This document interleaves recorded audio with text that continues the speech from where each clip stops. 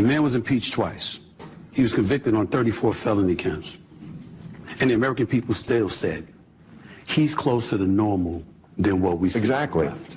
That's what they're saying. He's closer to normal. Why? Because something that pertains, when you talk about the transgender community, for example, and you're talking about issues that pertain to less than 1% of the population, the Democratic Party came across as if that was a priority more so than the other issues. And so he comes into office. Now you're talking about childbirth, citizenship, and what have you. He knows that's not going to pass the mustard, but he knows that he made that promise. So when he shows up week 1 on Capitol Hill and he says, this is what we're going to do through an executive order, even though it's going to be shot down through the courts and what have you, he's saying, I kept my promise. A lot of other things that he's going to point to that he's going to try to do. I kept my promise. Then you turn around and you look at the left and you say, what promises did you keep? Welcome back to the Stephen A. Smith Show.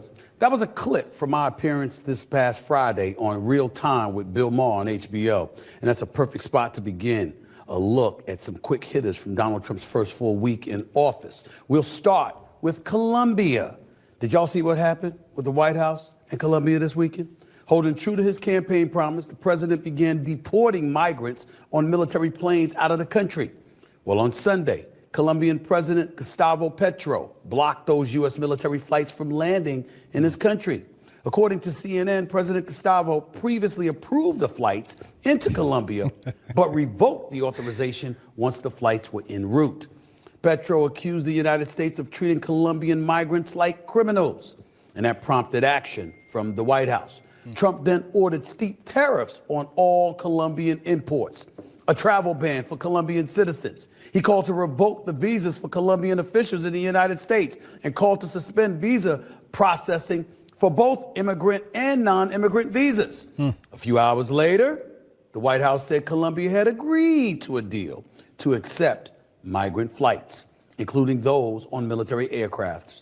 The White House also said that tariffs would be held off pending its implementation of the deal. Ladies and gentlemen, if you're a United States citizen, tell me how you'd have a problem with this. Welcome back, welcome back, welcome back. It is a new day. We thank the good Lord it's a new day. Thank God it is a new day. So good to see you. Thanks for stopping by again. As always, thank you. How you doing? Well, today, you know who we got here, Stephen A. Smith. This is what is going on. So far, President Trump has been in office for a week. And quite frankly, I don't know about you, but for me, it feels like he's been there for a year. The speed at which he's moving, getting things done, it's amazing. You can tell that things are happening.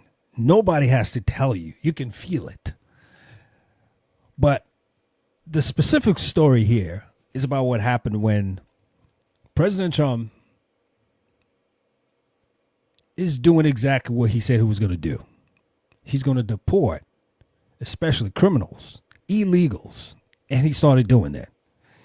And obviously, like we know, he transported them, some of them in the military planes to Colombia, and now they've got this yin-yang going back and forth. Let's just listen to the story, and please put your comments in the comment section below. But more importantly, also want to listen to Stephen A. Smith's assessment of what's going on. And then we'll just comment as we go. Let's just do this. Tell me how you have a problem with it. You have a problem with Trump. You have a problem with politicians. You can have a problem with their surrogates. You can have a problem with just the visual of what you see because you see so many people clamoring for times of old. You got problems, but you can't have a problem with this. In its literal sense, what's going to be your problem?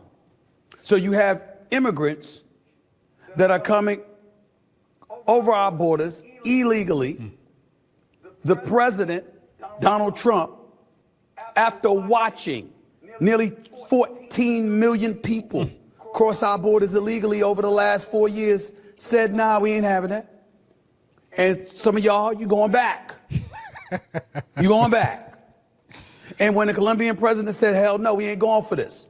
Similar to what Canada indicated, similar to what Mexico had indicated prior to Trump taking office. The Colombian president tried to take that position, and then the next thing you know, Trump threatened 25% tariffs.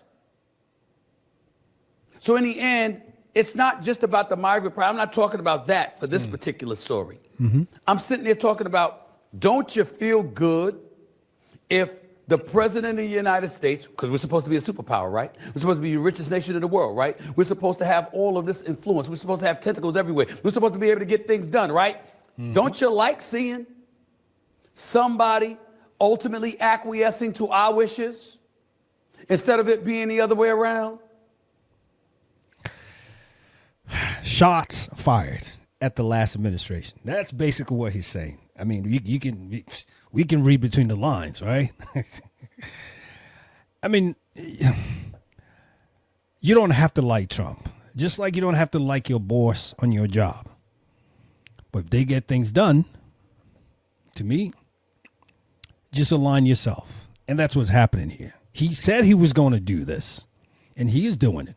But if you're a criminal doing crazy stuff, and that, to me, is the striking point for President Trump and this administration. It's just gotten to a point it was just too much. Everywhere you go, it's all crimes. The cops do not have any authority anymore. People doing whatever they want to do. People are being raped all over the place. People are attacked all over the place. We just can't keep having that. That's not who we are. And that is the statement that I think President Trump is trying to make. And I think everybody should be aligned with that, whether you like him or not. Let's just go on. Again, we'll learn more as we go along. I'm quite sure there's plenty of things Trump is going to do that we don't like. I'm about to get into a couple of things that I don't like right now. But that particular story, Yep.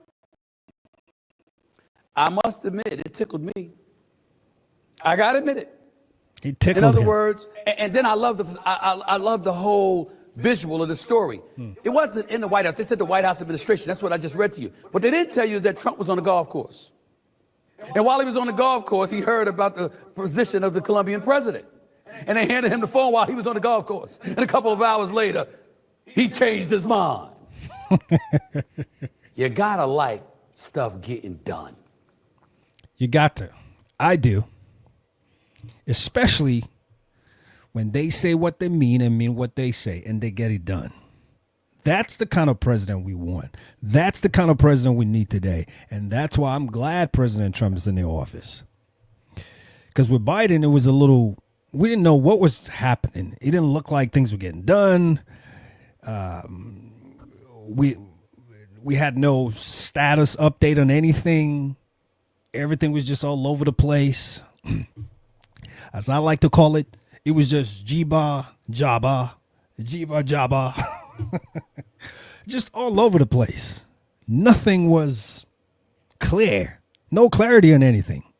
And then muffled and mixed up with, topics of race and gender and all this other stuff. It was just all clubbered and muffled. And it was just a mess, in my opinion. At least we know where we're going here. No one has any problem with anybody here doing the right thing.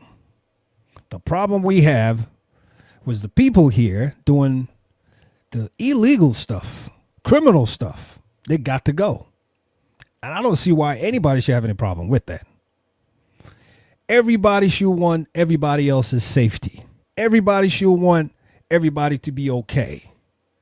We shouldn't have to be going to a store worried about what's going to happen. If you have a problem with getting out the criminals, please put it in the comment section below. Let us know, and we can have a conversation. But I'm not sure why you should be having a problem with getting rid of the criminals and the whole loads of them that came in with the 14 million that crossed the border in the last 4 years that we had.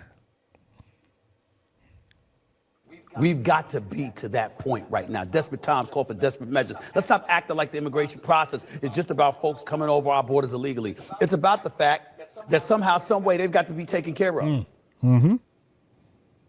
It costs to feed folks. It costs to house folks. Taxpayer it costs dollars to make sure clothes are on people's back. Yep. It costs to take care of them. And that was coming from the taxpayers' There you money. go.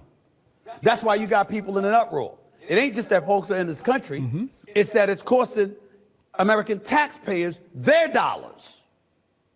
That's the issue. And when we absorb it from that perspective, understanding it from that premise, then all of a sudden if we don't have it already, we've got to develop an open mind about what exactly is going to work and what's not going to work to the benefit of our country.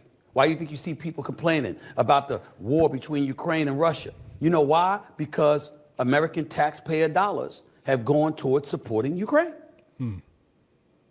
These are the kind of things that provoke emotion from American citizens, particularly in this day and age.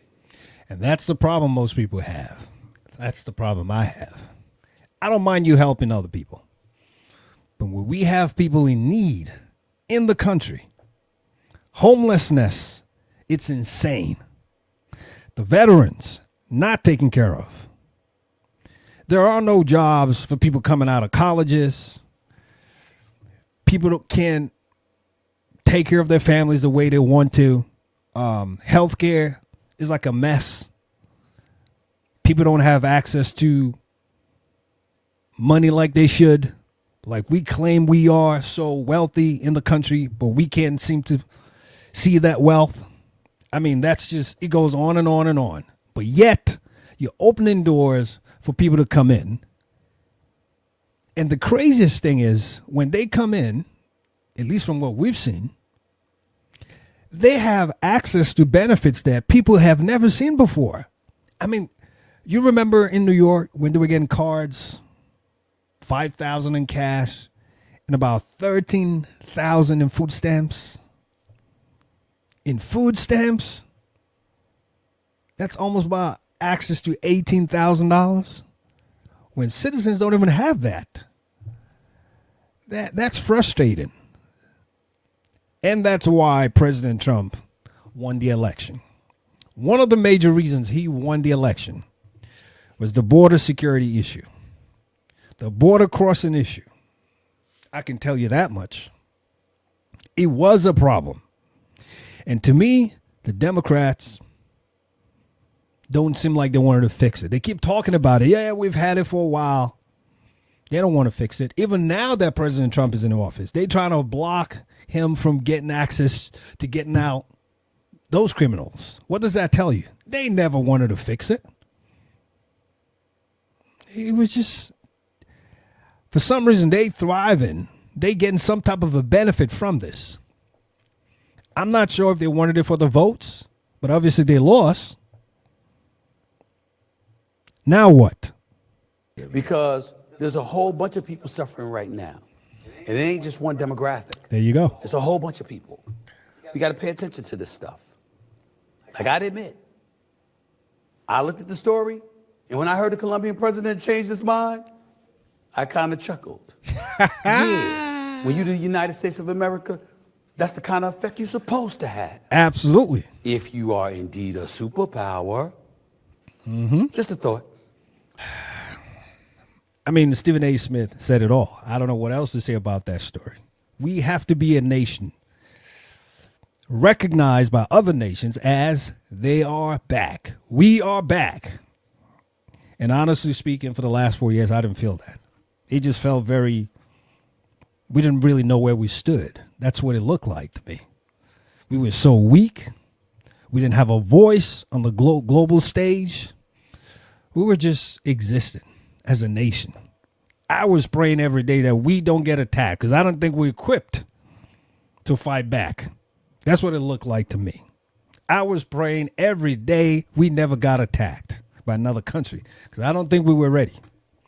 With the administration we had, we ain't making it. But with the new administration, I am thankful. I am thankful. We are not a nation to be messed with any longer. You gotta stand for something. You gotta stand for something. And when you're not standing for anything, you fall for anything. And that's who we were becoming. I can only imagine. I'll say this and I'm out. I could only imagine